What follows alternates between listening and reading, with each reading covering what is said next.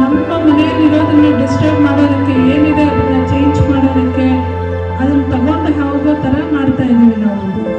Earth has given you permission to stay here like all the other creatures. As Sir told, we had more than 6,000 to 7,000 type of species and more than 10,000 types of plants and trees earlier. Now it has been extinct already. Not only dodo but many thousands of species.